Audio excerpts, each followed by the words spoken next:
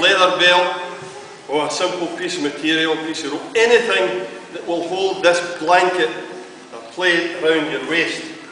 You simply put that underneath roughly where your waist is going to be, and now you open the whole thing up and you're ready to put it on.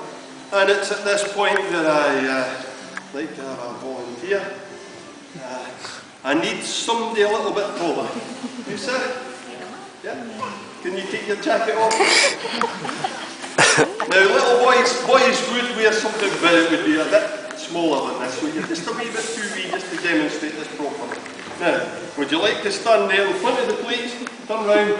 Now, you're going to be a star before this is over, so you take a bow now. Now, would you like to gently sit down on the plates? Very gently.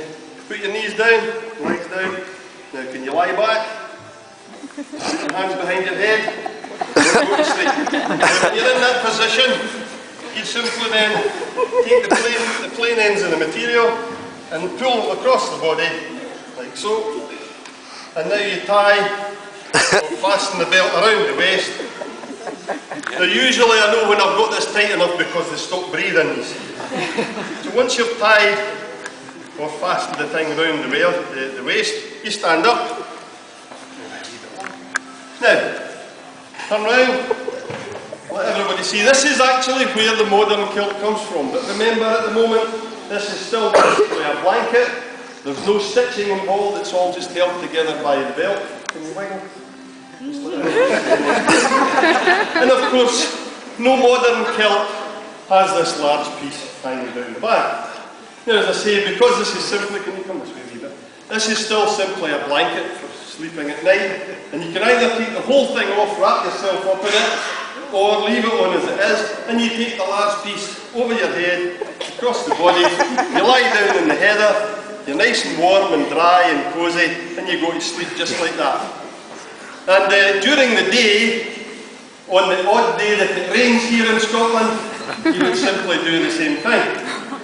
And of course in the summer time, in the summer weather, when it gets to about 120 in the shade, and there's no midges, you would simply tuck this piece of material in the belt at the back, and that allows the sunshine, the fresh air about your body. But of course, there's other ways of wearing it. In the 18th century, the Highlands was rather a lawless place, and each clan had their own territory, and one of the hobbies that they had at that time was nipping next door at your neighbour's territory and stealing his sheep and his cattle. So you would probably wear it something like this. Can you hold that, sir? Then you bring this other end across the body, and you would simply tie or pin this whole thing on the shoulder like so. And this leaves your arms free for fighting. Gives you a large pocket here for carrying your cans of beer and your cigarettes. Of course, when I go to England dressed like this, I put my duty free in there when I cross the border. So you can see that this simple blanket, this plaid, this filling rope, so many uses. Highlanders never found anything else to take its place for all the hundreds of years of war. Now, I have to also point out, of course, that in the 18th century it was worn probably a bit shorter than it is nowadays. It was said indeed that when the Highlanders were in Edinburgh in 1745, that the ladies said it was worn so short as to be obscene. But it was also noted that it didn't stop them throwing coins on the ground for the men to bend over. But it was for obvious reasons. You have to remember that in these days, this material would be much harder, much coarser, heavier than it is nowadays. And if it did indeed get weight around the bottom of the edge, it would simply cut the legs and cut the thigh. Now, no self-respecting Highlander, of course, would be without his Highland bonnet. Now, I did come out in a bit of a hurry this morning and I lifted the wrong bonnet. And this one actually belonged to a friend of mine called Big Angus Moore. And as you see, unfortunately, Big Angus did have a bit of an accident. He was rather attached to his bonnet, but we've had it cleaned. There's no beasties in it, honest. Oh, see you, Jim. Now you can see this.